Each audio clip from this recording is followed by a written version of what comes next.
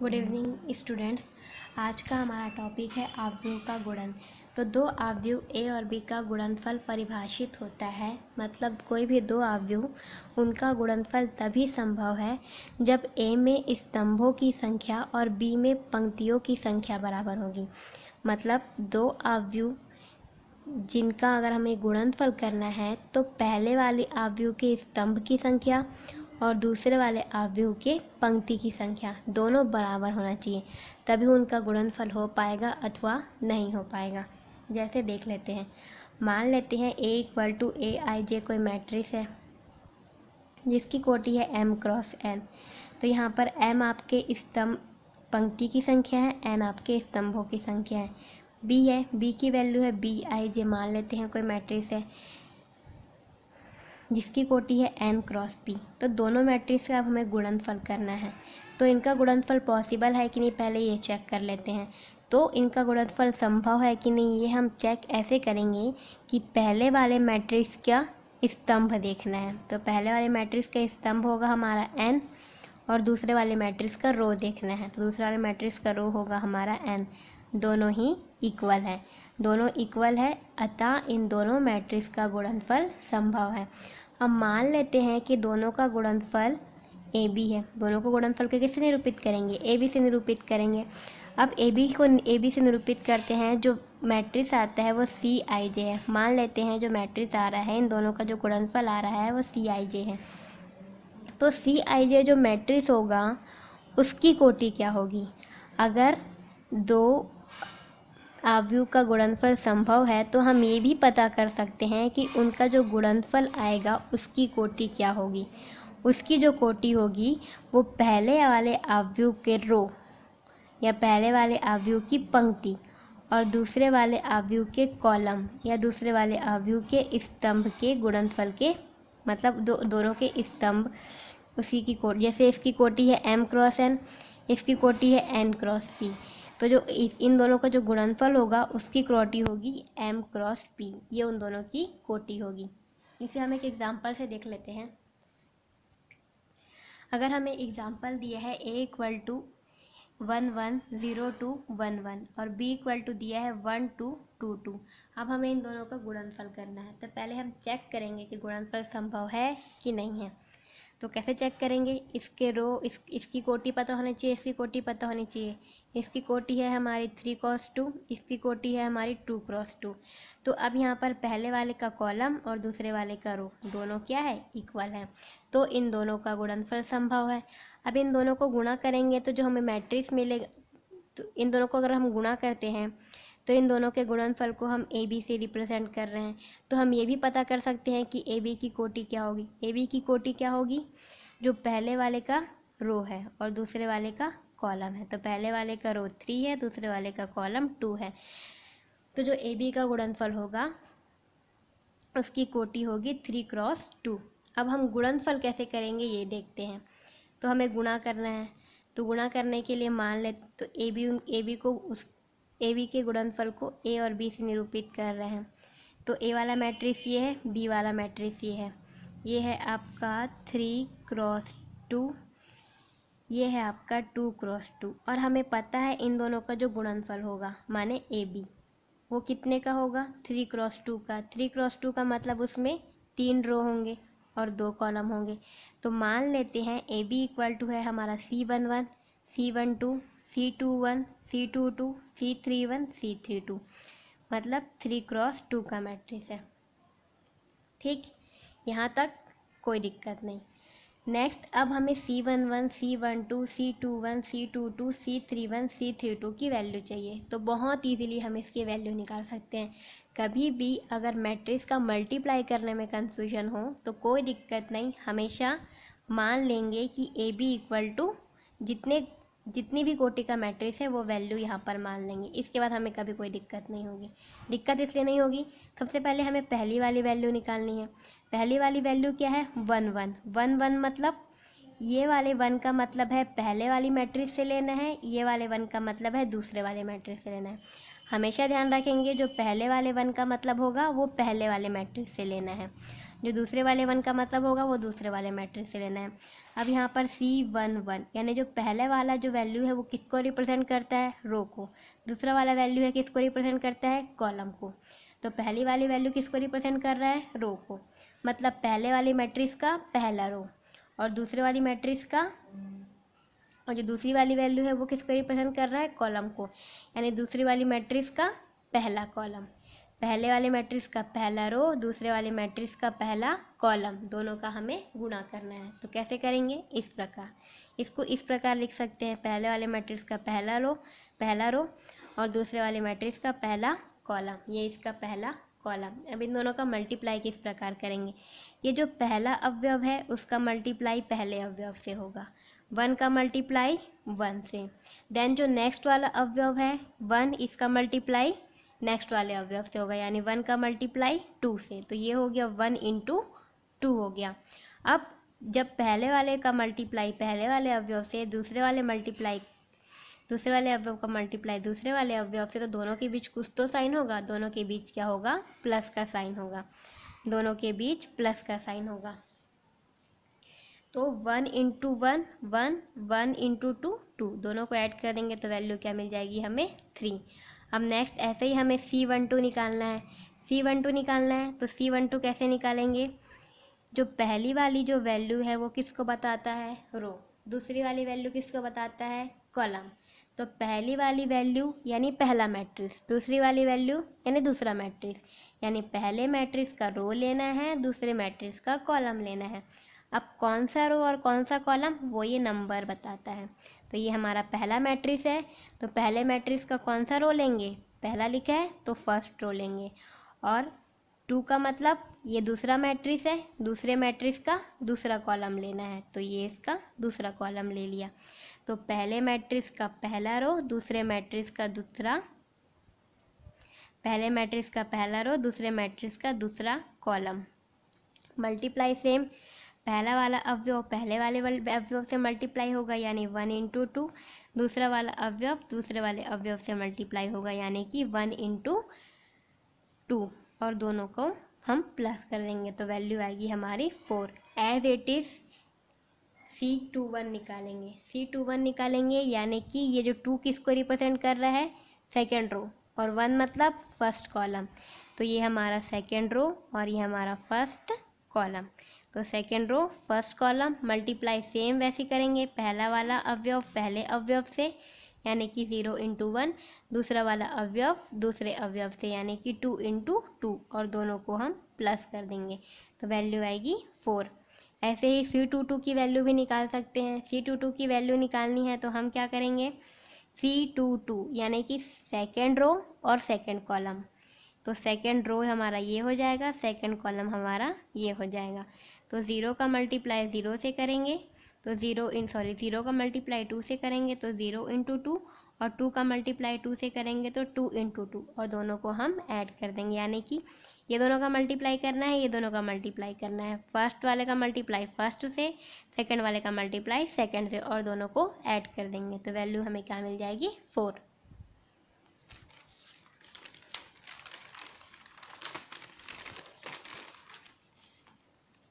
Next अब हमें C31 और C32 की वैल्यू निकालनी है।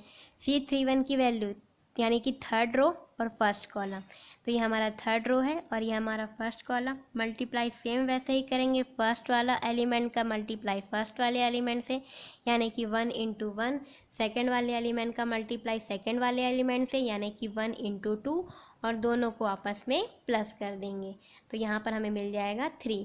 ऐसे ही C32 की वैल्यू निकालनी है, यानी कि 3 मतलब थर्ड रो, 2 मतलब सेकेंड कॉलम, तो थर्ड रो सेकेंड कॉलम। तो फर्स्ट वाले एलिमेंट का मल्टीप्लाई फर्स्ट से करेंगे तो 1 × 2, सेकेंड वाले एलिमेंट का मल्टीप्लाई सेकेंड वाले से करेंगे यानी कि 1 × 2, और दोनों को आपस में प्लस कर देंगे तो वैल्यू आएगी हमारी 4। तो इस प्रकार हमें C11, C12, C21, C22, C31 और C32 की वैल्यू पता चल गई है। अब AB = हमने क्या माना था, C11, C12, C21, C22, C31, C32, उसकी वैल्यू हम पुट कर देंगे। तो इस प्रकार हम दो आव्यूह का गुणनफल कर सकते हैं। नेक्स्ट हमें ये देखना है कि आव्यूह के गुणन के गुणधर्म क्या होते हैं, मतलब वो कौन कौन से नियम का पालन करता है। तो सबसे पहले वो सहचार्य नियम का पालन करता है। सहचार्य नियम का पालन करते हैं यानी सहचार्य नियम में क्या होगा, अगर हम ए बी का मल्टीप्लाई कर रहे हैं,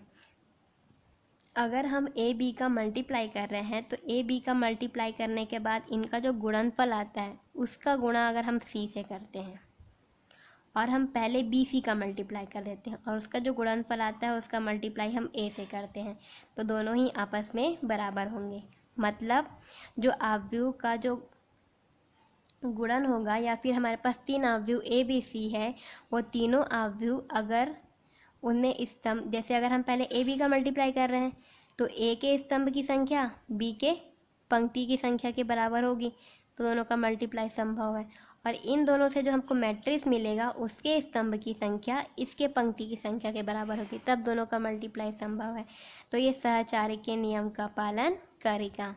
नेक्स्ट है वितरण नियम। वितरण नियम मतलब अगर बी प्लस सी हमारे पास 2 मैट्रिक्स हैं, उन दोनों को 3 मैट्रिक्स है ए बी सी, अगर हम पहले बी और सी को प्लस कर देते हैं तो जो उनका योगफल प्राप्त होता है उसका गुणा हम ए से करते हैं। और जब हम इंडिविजुअल इनका गुणा कर दिए, पहले ए और बी का गुणा कर देते हैं और ए और सी का गुणा करते हैं, बाद में दोनों को प्लस करते हैं, तो दोनों वैल्यू हमारी सेम होगी। ऐसे ही सेम यहाँ पर भी होगा, पहले ए और बी को हमने प्लस कर दिया, उनका जो योगफल आया उसको हम सी से मल्टीप्लाई कर देते हैं। और जब हम उन्हें इंडिविजुअली मल्टीप्लाई करते हैं, इंडिविजुअली मतलब पहले ए सी का मल्टीप्लाई कर दिया, फिर बी सी का मल्टीप्लाई कर दिया और दोनों को प्लस कर दिया, तो दोनों ही वैल्यू हमारी सेम होंगी। मतलब जो आव्यूह का गुणन होगा या उनका जो गुणनफल होगा, जो 3 आव्यूह होंगे वो सहचार्य नियम और वितरण नियम का पालन करेंगे। नेक्स्ट है हमारा गुणन तत्समक अवयव। प्रत्येक वर्ग आव्यूह ए के लिए समान कोटि के तत्समक आव्यूह आई का अस्तित्व इस प्रकार होता है। अगर आपके पास एक वर्ग आव्यूह ए है, मान लो जो वर्ग आव्यूह है हमारा 2x2 कोटि का है, मान लेते हैं वर्ग आव्यूह हमारा 2x2 कोटि का है, तो मान लेती हूँ a = हमारा है 1 2 3 4, ठीक है। तो अगर वर्ग आव्यूह हमारा 2x2 कोटि का है तो हमें उसी कोटि का इकाई आव्यूह भी लेना पड़ेगा, उसी कोटि का हमें इकाई आव्यूह लेना पड़ेगा। तो इकाई आव्यूह ये 2x2 है तो ये भी हमारा 2x2 होगा, यानी कि 1 0 0 1, ये 2x2। अब अगर हम इन दोनों का गुणा करते हैं, चूँकि ये 2x2 का है इसलिए इसको I2 से रिप्रेजेंट करेंगे।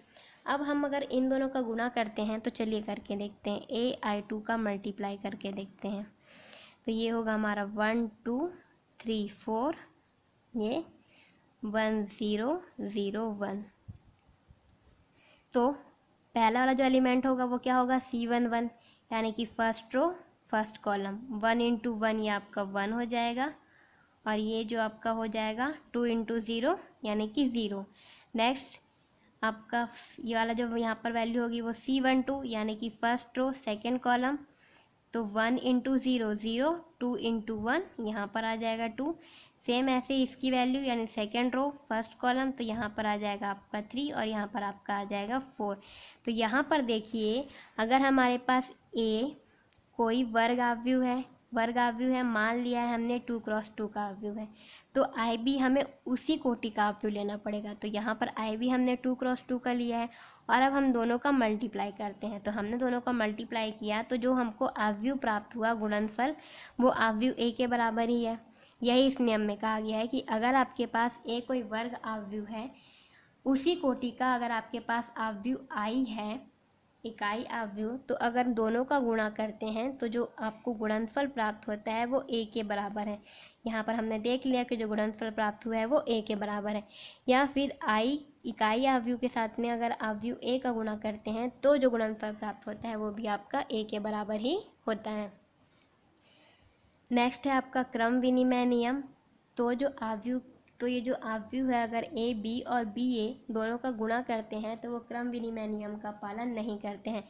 मतलब अगर आपके पास 2 आव्यूह है ए और बी, दोनों का गुणा करने पर आपको मिला ए बी, और उसी 2 आव्यूह का हमने पहले b × a का गुणा किया तो हमें बी ए। तो ज़रूरी नहीं है कि ये दोनों आव्यूह आपस में बराबर हो, सामान्यता ए बी और बी ए आपस में बराबर नहीं होते हैं। आव्यूह में हमेशा ध्यान रखेंगे कि सामान्यता जो आव्यूह है वो आव्यूह का जो गुणनफल है, आव्यूह के गुणन के जो गुणधर्म होते हैं वो क्रम विनिमय नियम का पालन नहीं करते हैं। तो A B equal to B A हम नहीं लिख सकते। सामान्यता जनरल केस में ये बराबर नहीं होते हैं। नेक्स्ट है शून्य भाजक। शून्य भाजक क्या होते हैं देखते हैं। अगर ए और बी अशून्य आव्यूह है, अशून्य आव्यूह मतलब पहले शून्य आव्यूह समझते हैं। शून्य आव्यूह जिसके सारे अवयव शून्य होते हैं। अशून्य आव्यूह मतलब सभी अवयव शून्य नहीं होंगे, कोई एक ना एक अवयव उसमें शून्य के अलावा कोई दूसरा एलिमेंट हो सकता है। तो अगर ए और बी आपका अशून्य अवयव है और उन दोनों का गुणनफल अगर आपने को शून्य प्राप्त होता है, ठीक, ए और बी अशून्य अवयव है लेकिन दोनों का गुणनफल अपने को शून्य प्राप्त होता है, तो जो ए और बी अवयव है उसे हम शून्य भाजक कहेंगे। नेक्स्ट हम देखते हैं वर्ग आव्यूह की पूर्ण घातें। वर्ग आव्यूह की पूर्ण घातें से मतलब है प्रत्येक वर्ग आव्यूह ए के लिए हम क्या क्या परिभाषित कर सकते हैं। अगर ए की पावर 1 है तो उसे हम ए ही बोलेंगे। अगर ए स्क्वायर है मतलब ए इंटू ए, मतलब ए को 2 बार मल्टीप्लाई करेंगे तो हमें ए स्क्वायर प्राप्त हो जाएगा। ए क्यूब अगर निकालना है तो सबसे पहले हमें ए स्क्वायर निकालना होगा। तो ए स्क्वायर कैसे निकालेंगे, ए को 2 बार मल्टीप्लाई कर दिया तो हमें ए स्क्वायर मिल गया। अब ए स्क्वायर का मल्टीप्लाई ए से कर देंगे तो हमें ए क्यूब मिल जाएगा। वैसे ही ए एन प्लस 1 किसके बराबर होगा, ए एन इंटू ए, या फिर ए इंटू ए एन के बराबर होगा। Next A M into A N, तो ये किसके बराबर होगा, A N into A M या फिर ए की power M plus N. A M N, A N M या फिर ए एम एन के बराबर होगा। नेक्स्ट ए की पावर 0, ए की पावर 0 किसके बराबर होगा, आइडेंटिटी मैट्रिक्स या फिर इकाई आव्यूह या फिर तत्समाव्यूह के बराबर होगा। और प्रत्येक धन पूर्णांक n के लिए i की पावर n इक्वल टू आई। कहने का मतलब है अगर i का स्क्वायर कर दूँ वो भी i के बराबर होगा, i का क्यूब कर दूँ वो भी i के बराबर होगा, i की पावर 4 कर दूँ वो भी i के बराबर होगा। n अगर आपका धन पूर्णांक है यानी कि पॉजिटिव नंबर है तो आप i की पावर कुछ भी कर लीजिए वो i के बराबर ही होगा। अगर i की पावर आप 99 भी करोगे तो भी वो i के बराबर ही होगा। नेक्स्ट एग्जांपल देखते हैं। यदि a इक्वल टू आपको आव्यूह दे दिया है और b इक्वल टू आव्यूह दे दिया है और a प्लस बी का square equal to A square plus B square दिया है, तब आपको a और b का मान ज्ञात करना है। मतलब आपको 2 आव्यूह दे दिए हैं और ये कंडीशन दे दी है। इस कंडीशन और दोनों आव्यूह को फॉलो करते हुए आपको ए और बी का मान ज्ञात करना है। तो हमें यहाँ पर क्या दिया है, ए प्लस बी का whole square, A plus B का whole square equal to A square plus B square. तो ए प्लस बी के होल स्क्वायर को हम इस प्रकार लिख सकते हैं, A plus B A plus B. तो इसका मल्टीप्लाई करेंगे तो ए का गुणा ए से किए तो ए स्क्वायर, ए का गुणा बी से किए तो बी स्क्वायर, और बी का गुणा ए से किए तो बी ए, और बी का गुणा बी से किए तो B square equal to A square plus B square. ये ए स्क्वायर और बी स्क्वायर कैंसिल हो जाएंगे, बचा क्या, A B plus B A equal to 0। अब आप यहाँ पर सोच रहे होंगे कि हमने ए प्लस बी के होल स्क्वायर का फॉर्मूला क्यों नहीं लगाया, क्यों नहीं लगाया ये हम देखते हैं। चलिए, अगर मैं ए प्लस बी के होल स्क्वायर का फॉर्मूला लगा दूँ तो हमें वैल्यू मिलेगी A square plus B square plus 2ab, 2ab मतलब A B plus A B.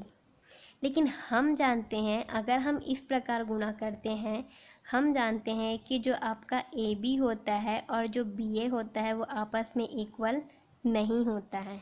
अगर ये इक्वल नहीं होता है तो क्या हम इस प्रकार इसको गुणा कर सकते हैं, इस प्रकार हम यहाँ पर ए प्लस बी का होल स्क्वायर का फॉर्मूला लगा सकते हैं, नहीं लगा सकते हैं।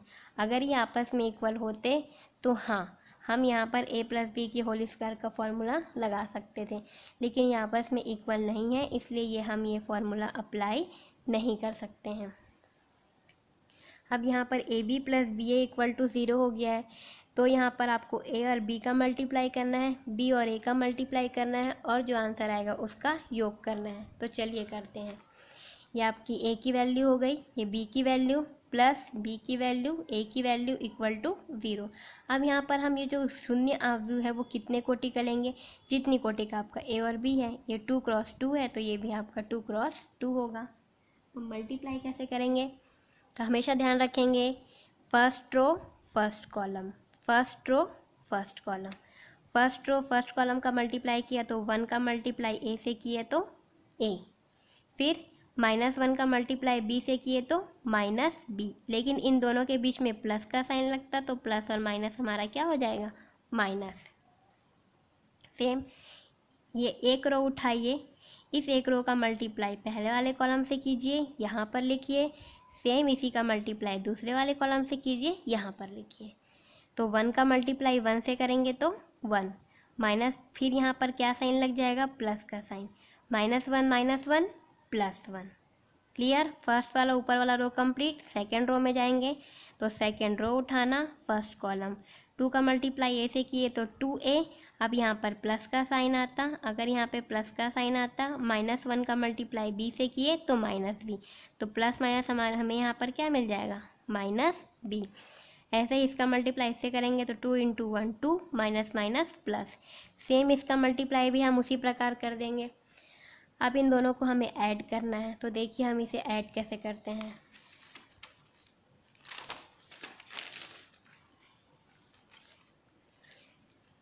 हम इसे ऐड करेंगे a - b a + 2 ऐड कर दिया, 2 को इससे ऐड करेंगे, ये वाला मैट्रिक्स इस मैट्रिक्स से ऐड करेंगे, ये वाला मैट्रिक्स इस मैट्रिक्स से ऐड करेंगे।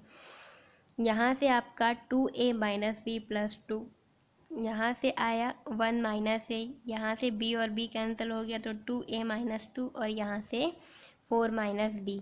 अब चूँकि दोनों अवयव आपके इक्वल का साइन है दोनों के बीच में, और ये आपका 2 क्रॉस 2 का मैट्रिक्स है, ये भी 2 क्रॉस 2 का मैट्रिक्स है, तो अवयव के समानता का नियम क्या बोलता है, अवयव के समानता का नियम बोलता है कि दो अवयव तभी समान होंगे जब उनकी कोटि समान हो और प्रतिसंगत अवयव समान हो। तो इनकी कोटि तो समान है और दोनों के बीच में इक्वल का साइन है, मतलब दोनों बराबर है। दोनों बराबर है मतलब ये वाला अवयव 0 के बराबर, ये भी 0 के बराबर, ये भी 0 के बराबर और ये भी 0 के बराबर। तो पहले वाले को हमने 0 के बराबर किया, यहाँ से हम 2a, यहाँ से अगर हम 2 को पक्षांतर कर दें तो 2a - b = -2 प्राप्त होता है। ये 0 के बराबर हुआ तो a की वैल्यू 1 प्राप्त हुआ। सेम अगर इसको भी 0 के बराबर हम कर देते हैं तो यहाँ से a की वैल्यू हमें 1 प्राप्त हो रही है, और हमें 4 - b की वैल्यू को अगर हम 0 के बराबर पुट कर देते हैं तो यहाँ से हमें b की वैल्यू 4 प्राप्त हो रही है। इस प्रकार हमारे पास 4 इक्वेशन है। अब इस 4 इक्वेशन से जो हमें इक्वेशन इजी पड़ता है उससे हम a और b की वैल्यू निकाल सकते हैं। जैसे सेकंड वाले इक्वेशन से a की वैल्यू निकालना इजी था, मैंने निकाल के बता दिया। थर्ड वाले इक्वेशन से भी आप a की वैल्यू निकाल सकते हैं। फोर्थ वाले इक्वेशन से आप b की वैल्यू निकाल सकते हैं, या फिर फर्स्ट वाले इक्वेशन से हमने a की वैल्यू निकाल ली, इसे सेकेंड इक्वेशन ने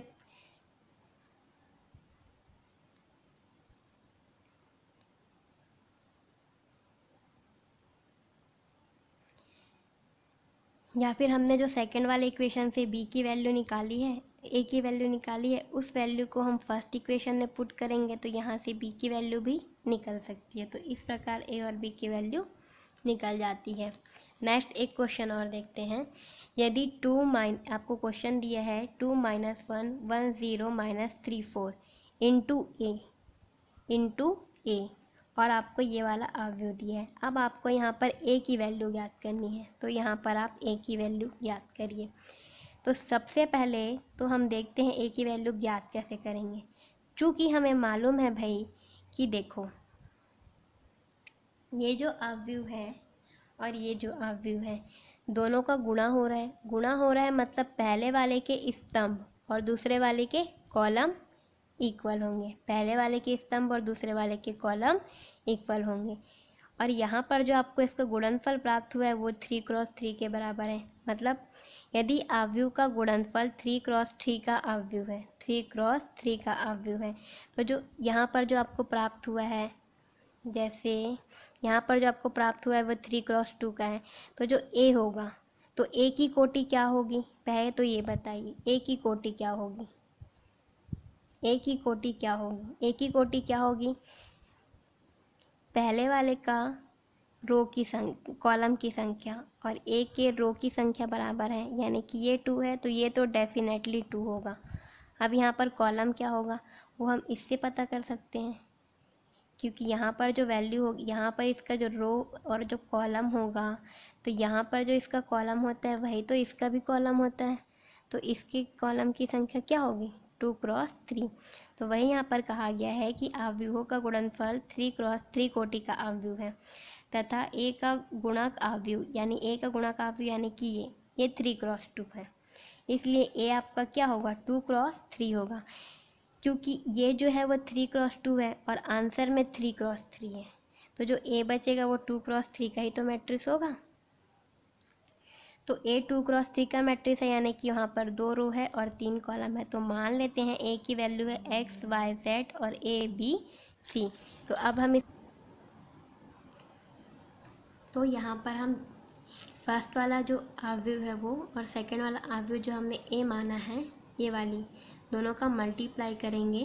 दोनों का मल्टीप्लाई करने पर हमें ये आव्यूह प्राप्त होता है। अब ये वाला जो आव्यूह है वो इस आव्यूह के बराबर होगा। तो आव्यूहों के समानता के नियम से जो फर्स्ट वाली वैल्यू है वो -1 के बराबर, सेकंड वाली वैल्यू है वो -8 के बराबर, जो थर्ड वाली वैल्यू है वो -10 के बराबर। वैसे ही x हो जाएगा आपके 1 के बराबर, y -2 के बराबर और z -5 के बराबर। वैसे ही 3x - 4a 9 के बराबर, 3y + 4b 22 के बराबर, 3z + 4c 15 के बराबर हो जाएगा। अब हमें 1 x y z की वैल्यू पता है, तो x y z की वैल्यू को ये तीनों इक्वेशन में पुट करके ए बी सी की वैल्यू निकाल सकते हैं, या फिर एक्स वाई जेड की वैल्यू को इस तीनों इक्वेशन में पुट करके ए बी सी की वैल्यू निकाल सकते हैं, जहाँ से हमें इजी पड़े। तो यहाँ पर हमने एक्स की वैल्यू इस इक्वेशन में पुट की तो ए की वैल्यू मिल गई 3, फिर वाई की वैल्यू इस इक्वेशन में पुट की तो बी की वैल्यू मिल गई 4 और जेड की वैल्यू इस इक्वेशन में पुट की तो सी की वैल्यू मिल गई 0। अब हम चाहे तो इस तीनों इक्वेशन का यूज़ जो है वो अपना आंसर चेक करने के लिए भी कर सकते हैं। आंसर चेक करने के लिए किस प्रकार करेंगे, जो हमारे पास ये इक्वेशन है इस इक्वेशन में हम x और a दोनों की वैल्यू पुट कर दे, तो यहाँ पर x की वैल्यू है 1, a की वैल्यू है 3, पुट किया तो आ गया 9, मतलब ये इक्वेशन करेक्ट है। x और a की वैल्यू पुट किया, लेफ्ट हैंड साइड ने वैल्यू पुट किया, राइट हैंड साइड आ गया, तो हमारी इक्वेशन तो हमारी जो वैल्यू है वो सही है। सेम हम दूसरे और तीसरे के साथ भी करते हैं, तो इस प्रकार हमें ए बी सी की वैल्यू प्राप्त हो जाती है। तो जो हमारा मैट्रिक्स है ए, तो वो जो मैट्रिक्स ए है वो हमारा किसके बराबर होगा 3 - 2 5 1 4 और 0 के बराबर।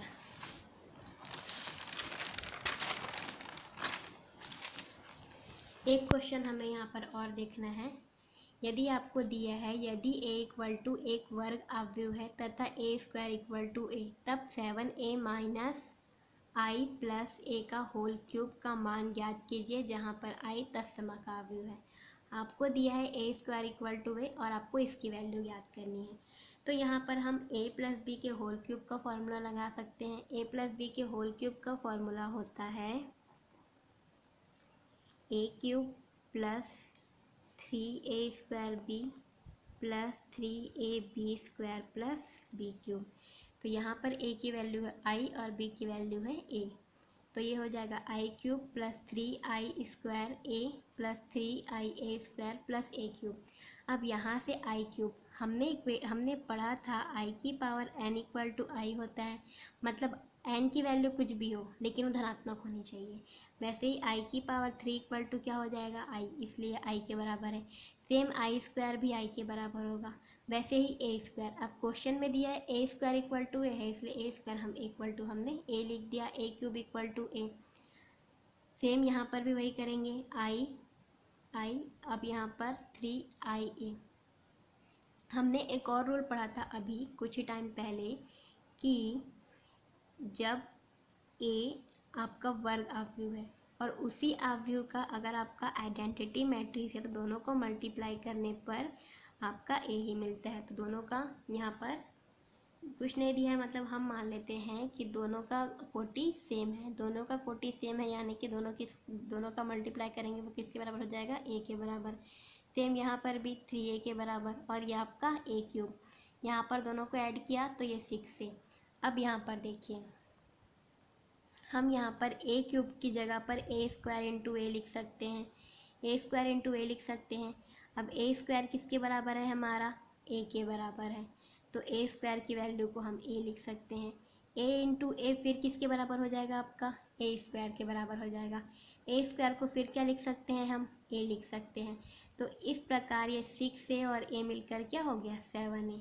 तो हमारे पास वैल्यू मिल रही है 7a माइनस आई प्लस 7a। अब यहाँ पर जब हम ब्रैकेट हटाते हैं तो ये minus I minus 7a minus 7a minus 7a plus 7a minus 7a cancel, और वैल्यू बचती है हमारे पास माइनस आई। तो इस प्रकार 7a माइनस आई प्लस ए का होल क्यूब की जो वैल्यू होती है वो माइनस आई के बराबर होती है। तो इस प्रकार आज के लिए बस इतना ही।